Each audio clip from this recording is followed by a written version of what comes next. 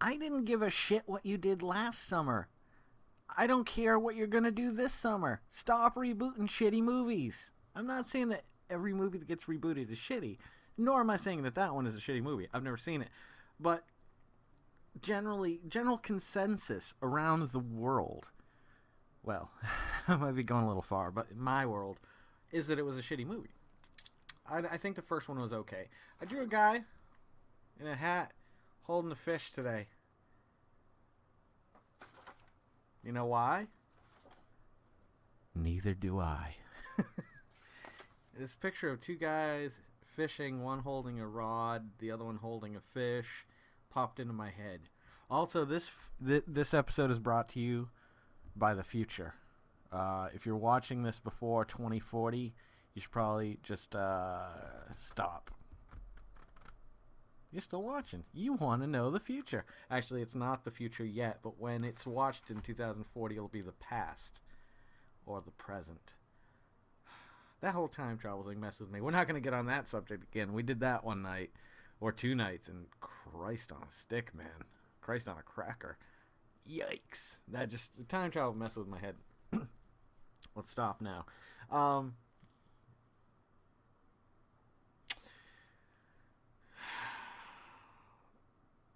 I don't know if I want to hit you with the heavy stuff first or the light stuff.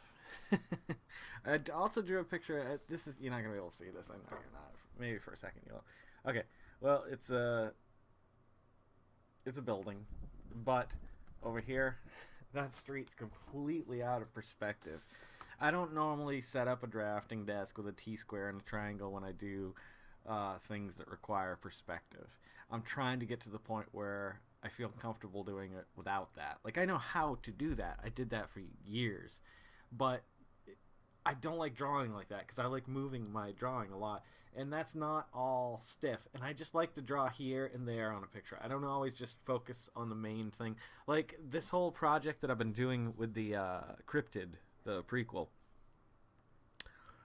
Originally, I started drawing from frame one and was working up. But I got to the point where, like, I was hitting a few of them, then I'm like, I don't want to draw a flower growing out of the water. Then a hand reaching to grab it, and then in the hand, like, because these flowers in the movie, they're not water lilies. There's something that grows in the water though, and they have some kind of a effect to knock people out. It's not antihistamine either. It's an antihistamine flower. Anywho. So I skip around. But in these drawings, like, there'll come times where, like, I'll sketch the whole thing out really quick. I'll jump around from, like, the frame I just did was a Deputy Sonny had just walked into the police department. To the right of him is a table with a coffee set up so people can make coffee. He's holding a travel mug. He's got his deputy hat on. And Beth, the receptionist or secretary for the police department, is sitting on the right at a desk. Now, unless I wanted to draw it really small, because I'm not doing these bigger than I can scan them, so I'm doing them on 8.5 by 11 card stock. The problem is, like, drawing that small is really tough. So I started this is why I like sketching it out now more than ever. Like, this one really taught me. I'll see if I can find it. I think it's in here. Yeah, here it is. So this one taught me that actually it didn't come out awful. The desk and Beth in Photoshop, I'll have to move around a little bit, but I think I can do that. But other than that, I mean, the whole background thing this has been a huge benefit for me drawing backgrounds. This and the Worm book that I did, which I've got to finish that last page. I just figure he's got enough that he can go to a publisher at this point and say, hey, then I feel like I have a little bit more power too at that point. Like, he goes to a publisher, the publisher goes, yeah, we like it, we definitely want to publish this, just send us the art. Then it's in my hands because I have to send them all the finished, templates. So the thing is, though, like, at that point, I mean, I don't know, I feel like I have some bargaining power. Like, I can, if it ever went anywhere. I'm not saying, it'd be nice to have it not be paid as a one-shot deal, but also get a little bit on the back end, as they say. It doesn't have to be huge, and I don't think it's going to make a ton of money anyway, but we both put a lot, well, I feel like I put a lot of work into it, so But this last page, all I have to do is finish 2 wings on a butterfly. They're already drawn, they're already inked, they're already scanned. I just need to paint them in Photoshop. And it's so much effort to just get those last 2 wings done. That was the worst part of the whole book. I did a lot of layered and layer effects as well on them to give it the illusion of kind of a... Well, I don't know. It looks pretty neat. I like the way it came out. The problem is, to achieve that, I have to color each color of the wings separately and have it on certain layers. Certain layers have to be set to certain layer modes. I don't know what you call that. Not effects, not layer effects, layer modes. And so one's a multiply, one's like a screen or something. I can't remember what it is, but it's a nightmare, and I just don't want to do it. And I'm so into doing this right now and drawing guys with wearing hats. I just love drawing guys with hats. It's my favorite for the moment. That'll pass, though. Don't worry about it. I'll be okay. What about the French? The French have really cornered the market on quite a few things. Toast, fries, kissing, and inhaling. Like, those are the first 4 things. Like, how did things get titled specifically French? Like I know there's I'm sure there's other racial terminologies out there that are used. No idea. I can't think of anything off the top of my head. But why did French become the adjectives to these nouns? Why was it French? Why wasn't it like Spanish? Spanish inhale, Spanish toast. Well, I guess there's like Spanish omelet. I guess that's true. Maybe I'm just crazy. Maybe I'm the only one that thinks that the French really have a monopoly on adjectives. On a more serious note, I am absolutely, positively sick and goddamn tired of politics. Like, my own favored political party, I am sick and tired of, because I don't stop getting emails. I get like 5 or 6 a day. The closer it gets to elections, it's like more emails. Let's make sure. Hey, could you send us $5? Just $5 by midnight. $3 by midnight. If you could get us $3, it's always like, fuck you. I voted my political party into office because I'm poor as shit. Like, and I feel like Democrats give a little bit more, care a little bit more about the poor and the needy, and I'm not saying, you see, the problem with the Republicans is that it's all pull yourself up by your bootstraps, make yourself great, you know what, and some of their logic does make sense. I'm not saying it doesn't, but most of it I disagree with. I think if people are in need, we should help people, no matter the cost, or even if you get slapped in the face, even if you give somebody $5 and they go buy a bottle of alcohol with it, you know, it served a purpose for them. It made them happier in that moment, and that's all I care about. I mean,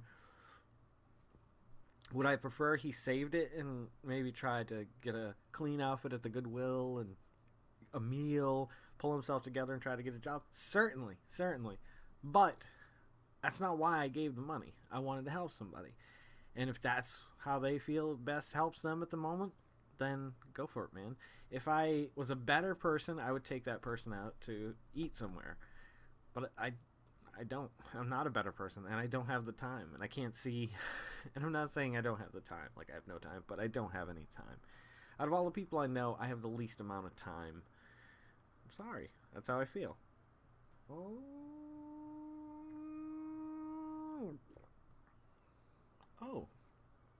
The other thing that's really frustrating to me is the flavor of the month news. I saw somebody made mention of it on Facebook today, and I thought, it's about goddamn time. Oh, I found some great apple cider, by the way. Kroger has some really good stuff. It's expensive, but it's good. Bring back our girls. Do you remember? Bring our girls back. The hashtag, and everybody saying it, and it was all over the news, and Michelle Obama was holding a sign saying it, and, you know, everybody was talking about it. Even the president made mention of it and stuff like that. It's like, here we are going off to fight ISIS. Now, don't get me wrong, I think that's a fight that has to be fought, and thankfully he's smart enough to not put troops in Iraq again, just bombings. Do I want that? No. I want complete peace on earth. But in this case, now I think he had no other choice, nor would any leader for that matter. So he's doing what he thinks is right. I'm not going to judge him on that, and neither should you. You know what I mean? He's the leader of the free world. He's the one. Do I agree with everything? Do I think he's straight up all the time? No. But he got the general election. he won. He got the office. And I'm sure there's theories about him stealing it, whatever. But I'm tired of the news making a big deal about things. Like ALS served a very good purpose. Yes, it was all, uppity in your face. But I felt like it was the people's choice to take that challenge. Because, I could have ignored it. I could have been like, I don't have to listen to what you're saying. I don't have to pay a fine. There really is no law. There's no police officer that's going to come to my door and arrest me because I didn't make a donation and I didn't dump ice on my head, which I did. But the fact of the matter is that, it served a purpose. The whole bring back our girls. Why aren't we expending money and energy in doing that? If I'm electing a leader, I would rather see my leader that I elected do stuff like that rather than go to war and drop bombs and fight people. Sure, we have to defend our country, but I just don't know if ISIS has that range. They say within months they could technically attack the United States. I don't know if I believe that. And if they did do that, I would be very cautious to believe that that wasn't an inside job just to put the fear. Because fear controls people. It does. Fear of Ebola. Look at Ebola all over the news. All you got to do to get the country in line with whatever your agenda is terrify them and then give them a solution to it. And they will love you for it. That's how our country works. But we're the ones usually, hey, light a fire over there for me. Everybody, look, fire. I have an idea. Let's throw water on it. See what I mean? And I think that happens too often, and we think, no, that's conspiracy theory. Stop it. You're just being crazy. You know what? I don't think I'm being crazy. I really think in some cases it's very much like that in our world. Not just our country either. But this one really, was important. Why wouldn't we do what we could? Because clearly if we have the power and the money and the resources to go back to war, a war that costs, millions of dollars, hundreds of millions of dollars, billions of dollars a day, then we have the money to figure out a way to infiltrate the Boko Haram. Boko Haram? I'm probably pronouncing that wrong. Haram. Bakaram? I don't know. I can't remember. And get these girls out. It should have happened day one. There should have been no hesitation. Unless it would have cost too much for somebody who wants that money in their pocket. There's no other reason why you wouldn't have. If we're so strong, so powerful, if we have so much money, that's where I want my leader that I elect spending his time and effort. I don't give a shit about people coming across the border. Let's have an open border policy. How about that? Yeah, I just said it. You know what? You're gonna let terrorists in, but you're also gonna let in a lot of good people. A lot of good people who can help scientifically, medically, and productively. You know what I mean? Really producing things on a major level. We're such a capitalistic society here. It just makes sense. I don't know. Anywho, I couldn't imagine if that was my daughter, one of those 300 girls that got kidnapped. What's happening to them? Are they being beaten, raped, sold into sex trade? Your mind would go crazy as a parent. And all those girls, we think of these other countries, South America or South Africa, rather, and we think, oh, that's, these little fictional characters that we see in our mind. They're not real people. They don't actually have families and stuff like that. Yes, they do. That, if you lived there, that could have been your daughter. I'm not saying it would have been, but if you have a daughter, why are we not irate that our country doesn't do something about that, but we get all up in arms when it comes to stupid things? like tax rates and like I don't know. It's just it's absolutely maddening to me that we did nothing and we're doing nothing unless that we are. But I don't see how we are doing something because we haven't heard anything. I would have thought within a few weeks you would have heard this is what happened. We went in, we killed them all. We had professional snipers take them out. There was one loss, a casualty of, civilian life, and the 300 girls were freed, or 240, whatever it was. I think 57 of them escaped the first day or something. Am I crazy? Am I wrong? Like, is it wrong for me to think that way? I don't think it is. I don't think anybody can tell you the way you think is wrong. Like, I don't know. I think about like racist people, and then I try to say that and think about them. I just wish there wasn't so much hate, so much just need for hate or desire for hate. Like, I wish we could erase that. That would be a nice thing to get rid of. Let's do that. Let's work on that. We got a plan for that in action. Perspective, the French news flavor of the month. Well, that about sums it up, except for Snake Man. Let me sing you a little song. Generally speaking, I look like a snake, but my upper half is a human. I look like a lizard, I look like a rake, but my upper half is all human. Snake man, what do you know? I don't know. It goes into a kind of a weird chorus that I don't want to really sing because it's terrible. It's very racist. And it wasn't like even when I wrote it, I meant to be racist. I just thought it was funny. And it sucks that, like, if you're not of a certain race, you can't make a racist joke. It sucks. It really sucks. I understand it completely. I know that it's not nice to do. However, like, sometimes I think of jokes that I think black people or Chinese people or whatever would find hilarious about themselves if I was that race. But if I said it to them, I feel like I could get in trouble. Or they might think it's funny if they're like me. I mean, we got to break down those racial barriers eventually. Should have been done by now, by the 60s, 70s, the latest, but well, let's go to war on the KKK. Are they not terrorists in and of themselves? Let's go to war on people who are, white supremacists. Let's go to war on those people. Why is it okay to have those people in our country, but it's not okay to have ISIS people killing Iranians or Iraqians or Syrians?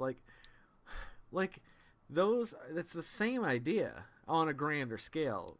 But mind you, we have a very large population, probably mostly in the South, of racists and white supremacists, and you may not hear about it every day, but like, if I said that to a Republican, I bet you they'd be like, you're gonna go to war on an American citizen? They're the worst people that we have in our country. Let's rehabilitate them or kill them. There we go. There's my racism or sexism or whatever you want to call it for the day. I don't think there's anything wrong with saying that. Like, let's go to war with racists and put them in jail. If they've broken the law, and if not, then try to explain to them. I don't know. All right, I'm getting a little crazy now. Too much drink. So, may the Snake Man always look over you in your sleep. Actually, that's based on the Yuan-Ti race from Dungeons & Dragons. It's a half Snake Man. I just decided one night while we were playing D&D, I was looking at the picture of a Yuan-Ti. I was running the Labyrinth of Madness, like I was talking about last night. And Yuan-Ti, they were turning into them because of a spell virus thing that was going on in this maze. And if you got cut, it grew back with scales, and the more pain and suffering and death, eventually you turn into a Yuan-Ti, or a snake creature. Not necessarily Yuan-Ti. And for some reason, it popped into my head. Snake Man. Generally speaking, I look like a snake, but my upper half is a human. It's pretty classy. Oh, my allergies are killing me tonight. And I apologize for not having an episode up last night. I went over to, well, the family went over to Katie and Alex's house, and we cooked breakfast at night, and then we did a fire. Fire in the fall. That was the first night that it was like in the 60s, and we had the fire going. It was a little too warm to have the fire going, but not terribly. Enough that you can enjoy it and just look up at the night sky. And you could throw a sweatshirt on, and you'd be okay if you weren't too close to the fire. But the fire burns hot. And he's got a cinder block wall no more than 3 or 4 feet to the left of it. So all that heat bounces right back at you. If it was open, it would just go up. But also, if you're trying to survive in the wild, always try to find natural structures like that. Something you can create a wall and burn a fire in front of it, do a lean-to on the side, and all the heat comes back at you at night. It's a plan. Science. They just dissected a giant squid, and a crazy, like, gigantic, ginormous squid that they found. It's the only first or second, not living, intact one that they've ever found. So they're dissecting it. Who knows what they're gonna find? Maybe they'll find history and science fiction in its brain, or they won't. Thank you guys for always coming by.